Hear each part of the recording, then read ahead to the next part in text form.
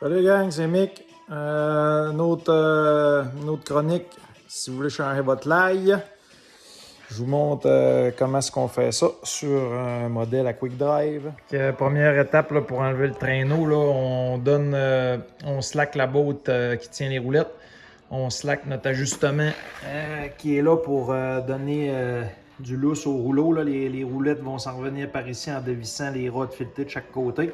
Fait que ça va vous donner un peu de lousse à la chenille là, pour être capable de sortir votre traîneau. Fait qu'un coup que les roulettes en arrière sont slackées, on va venir desserrer les 4 bottes, ces deux-là, puis ces deux-là, une de chaque côté, pour avoir le traîneau dans les mains, puis pouvoir le sortir pour après ça pouvoir accéder au sprocket en avant.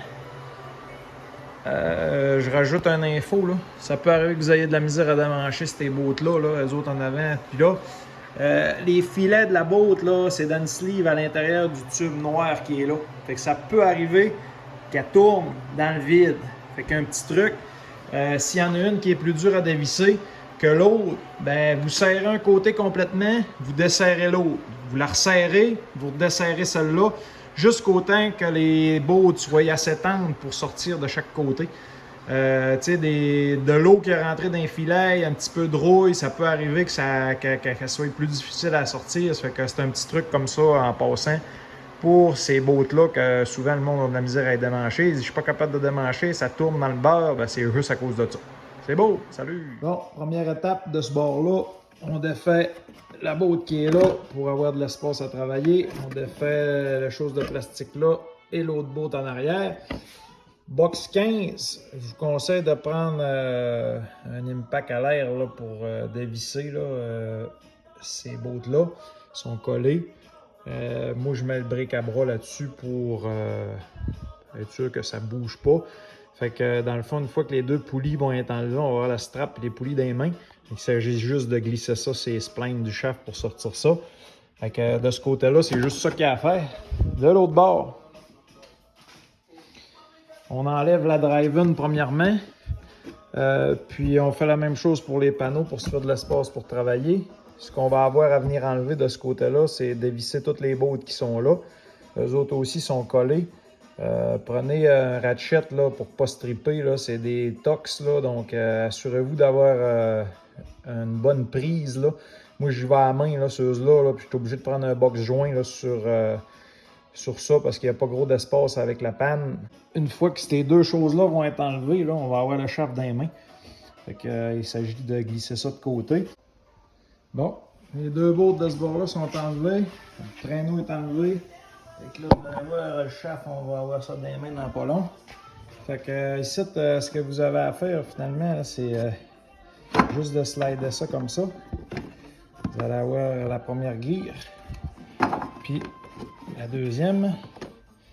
Fait que c'est pas plus long que ça de ce bord-là. Fait que le shaft, là, c'est juste. Le shaft, il y a une portée de bearing. Là. Il y a des splines arrêtent au bord du bearing. Après ça, il y a la portée de bearing. Fait qu'on va démancher l'autre bord. Puis après ça, on sort ça de par là-bas. On peut pas sortir ça par ici là, parce que le shaft, il y a un épaulement. Puis il est à côté dans le bearing. Fait que ça, c'est impossible. Faut pas que vous cogniez par ici parce que vous allez briser votre bearing. Tiens, de ce bord-là, quand vous êtes tout seul, là, ça, c'est mes meilleurs amis. Fait que faut se faire de la place pour aller démancher ça. Fait que comme je vous disais tantôt, il faut tout aller démancher les boulons qui est là. Les trois là sont pris après un autre morceau en arrière, tandis que ceux-là sont pris dans le frame. Fait que le trou en arrière est plus grand que le bearing. Fait que c'est par ici qu'on va sortir le drive shaft en dessous tantôt. OK, donc c'est ça que ça donne un coup enlevé. Fait que là, vous voyez, là, dans le trou, là, c'est fait. Il y a des offsets dans le frame pour qu'on puisse tirer ça par ici pour sortir le shaft.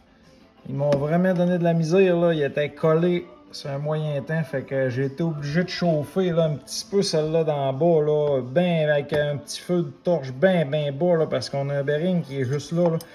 Puis je voulais pas venir chauffer le cil puis briser mon bearing, puis il y a du plastique tout le tour, là, fait que celle-là d'en bas, là, ça prend un box joint à cause qu'il n'y a pas d'espace, on est mal à mancher, c'est vraiment pas le fun. Là. Ça, là, c'est pas mal le bout le plus dole à faire. Là. dans toute l'histoire. Fait que prenez le temps, là, mais c'est tout le temps tannant. Là, comme là, j'ai pogné un, là, il était vraiment jammé. Là.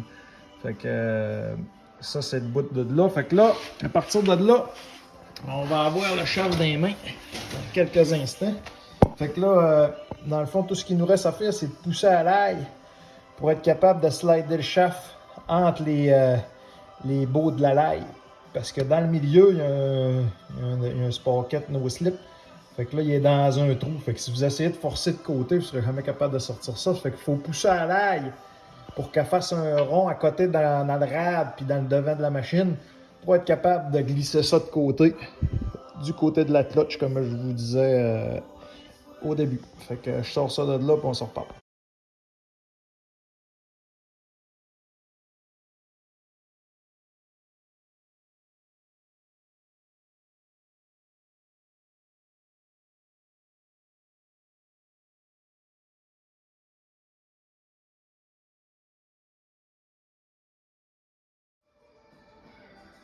Bon, ben, après avoir eu chaud quand t'es tout seul, puis que le shaft est rendu à sa place, ben là, c'est le temps de remettre les bolts que t'as enlevés. C'est bien important de mettre du Loctite pour te redonner de la misère la prochaine fois que tu vas le démancher ou à qui tu vas le vendre si tu ne le redémanches pas. Fait que ça fait pas mal le tour de la job. Fait que moi, je vais être prêt à changer mon tour puis remonter ça. Fait qu'il me reste à boulonner ça.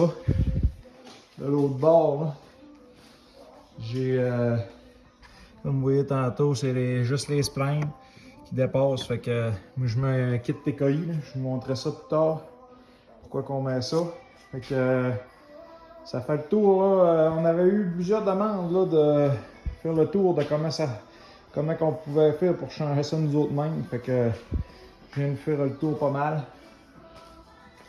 Fait que si vous avez des questions, là, venez en privé. Puis gênez-vous pas de vous abonner puis de partager notre page. Là. On fait ça juste pour faire grandir le sport. Puis on gagne pas une scène avec ça, c'est vraiment juste pour le plaisir, la passion, puis pour partager ça à tout le monde, pour que tout le monde soit en mesure de faire le propre modif aux autres mêmes sans que ça leur coûte un bras pis une jambe. Salut!